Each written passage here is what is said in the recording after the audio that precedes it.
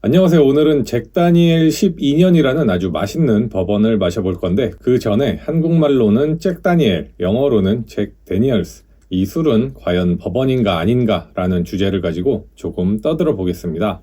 많은 분들이 잭 다니엘 당연히 버번이라고 생각하실 텐데 버번이 아니다 라고 주장하는 분들도 계시죠. 일단 버번이 되기 위한 조건 여러 가지가 있는데 재료의 구성이나 증류 도수, 통입 도수 등등 잭 다니엘은 이런 규정들 정확히 지키면서 만들어지고 있습니다. 이런 잭 다니엘이 버번이 아니라면 뭐라고 주장하는 걸까요? 바로 테네시 위스키입니다. 그래서 테네시 위스키에 대해서부터 말씀을 드리는 게 좋을 것 같은데요. 테네시 주 법에 따르면 테네시 위스키가 되기 위한 조건 두 가지가 있습니다. 첫째는 당연히 테네시에서 술이 생산되어야 한다는 것이고, 두 번째는 링컨 카운티 프로세스라는 특수한 필터링 작업을 거쳐야 한다는 점입니다.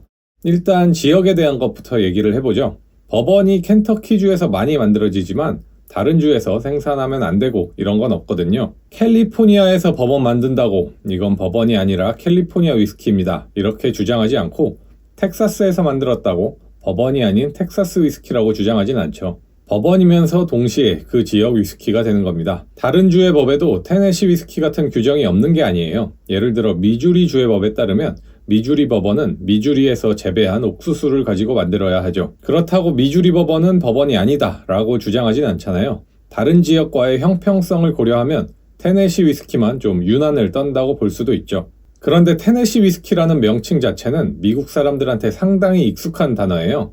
테네시 위스키라는 노래도 있죠. 유명 가수인 크리스 스테이플턴이 리메이크를 해서 나름 히트도 친 컨트리송입니다. 원곡은 1981년도에 나온 거니까 예전부터 테네시 위스키란 단어가 친숙하게 쓰였다는 걸 알 수 있고, 참고로 이 테네시 위스키에 대한 주 법이 제정된 건 2000년대 넘어서입니다.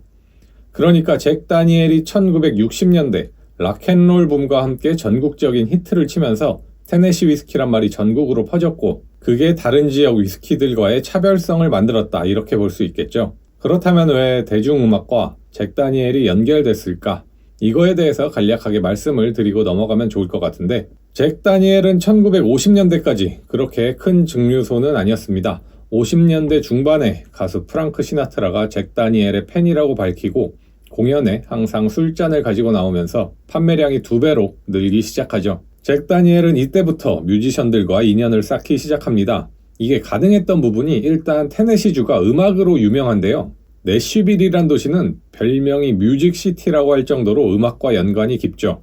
미국의 컨트리 음악이 시작된 곳이 이 테네시주라고도 하고, 지금도 음악과 관련된 유명한 공연장, 녹음실, 그리고 악기 생산 공장까지 음악을 좋아하신다면 정말 혹할 만한 랜드마크가 많이 위치해 있습니다. 지미 핸드릭스, 밥 딜런, 사이먼 앤 가펑클 등 엄청난 뮤지션들이 테네시주에서 역대 길이 남을 공연을 보여주고 앨범을 녹음했죠. 테네시주에서 잭 다니엘을 즐겨 마시던 가수들이 전국적인 스타가 되면서 자연스럽게 잭 다니엘과 테네시 위스키도 전국적인 명성을 얻을 수 있었습니다.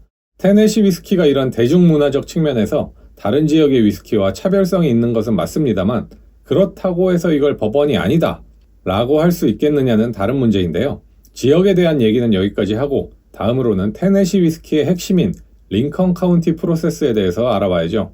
술을 제조하는 과정을 보면 증류를 하고 나서 오크통에서 숙성을 시키는 게 일반적이잖아요. 오크통 숙성이 들어가기 전에 증류액을 수체 한번 통과시키는 게 링컨 카운티 프로세스입니다. 잭 다니엘이 처음 했다고 알려진 이 공법은 사실 원조는 따로 있는데요.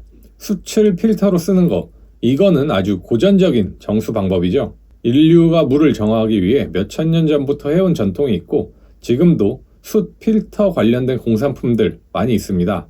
그런데 술에다가 이런 숯을 사용한 거, 이건 보드카가 먼저 했어요. 잭 다니엘보다 100년 전에 유럽에서 보드카로 진행을 했고, 지금도 숯 필터링을 거친 보드카 시중에 많이 팔고 있죠. 그럼 미국에서는 누가 먼저 했나?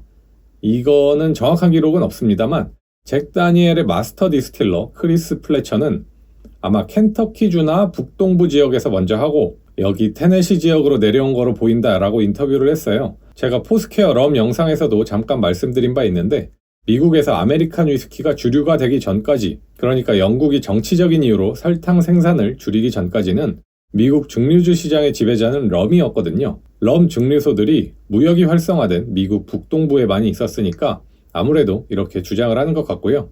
링컨 카운티 프로세스니까 링컨 카운티 지역이 이 차콜 멜로잉이라고 불리는 숯 필터링으로 유명한 건 맞았겠죠. 그래서 이 지역에서는 언제 시작했나 찾아보니 1820년대더라고요. 사우스 캐롤라이나 출신의 어떤 남성이 이 지역의 기술을 전파한 것으로 기록이 되어 있고요. 잭 다니엘이 태어난 건 20년 후인 1849년, 증류소를 만든 건 1866년 이후입니다. 그러니까 잭 다니엘 증류소가 만들어지는 시점에 이미 그 지역에서는 대부분의 술 제조업체들이 쓰는 공법이었던 거죠. 잭 다니엘은 니어리스트 그린이라는 흑인에게 위스키 제조법을 배웠다고 하는데요. 그래서 이분의 이름을 딴 엉클 니어리스트라는 버번 브랜드도 있습니다. 위스키계에서 흑인의 정체성 이런 걸 내세우는 브랜드인데 싱글 배럴 같은 거 평가가 나쁘지 않더라고요. 그런데 흑인 정체성 이런 거 내세우면 맛없어도 맛없다고 할 수 없는 그런 분위기인 거 감안을 해야 할 것 같네요. 어쨌든 이 링컨 카운티 프로세스 당시에 각광받았던 이유는 그때 노크통에 숙성을 거의 안 하고 술을 바로 마셔버리는 경우가 많았거든요. 숙성 과정이 생략되어 버리니 중류한 술을 수채 한번 거르면 맛이 좋아지는 효과는 확실히 있었던 거죠. 원조는 잭 다니엘이 아니지만 잭 다니엘이 성공했기 때문에 링컨 카운티 프로세스의 원조격으로 대접받고 있는 거라고 볼 수 있겠고, 종합적으로 판단해보자면 링컨 카운티 프로세스는 테네시 위스키의 정체성을 확립하기 위한 수단 정도로 활용된 것이 아닌가, 이런 관점도 가능하겠고요.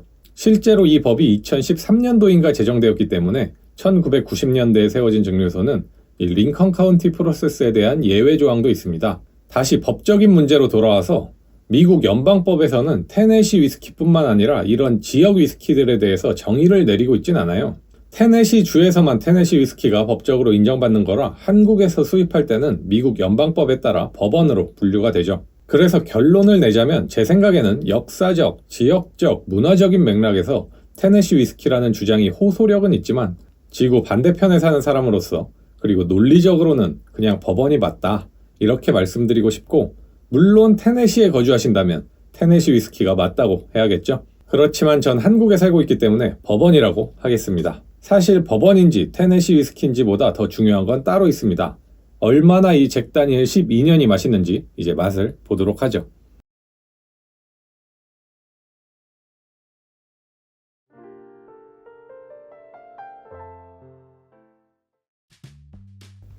향이 엄청납니다.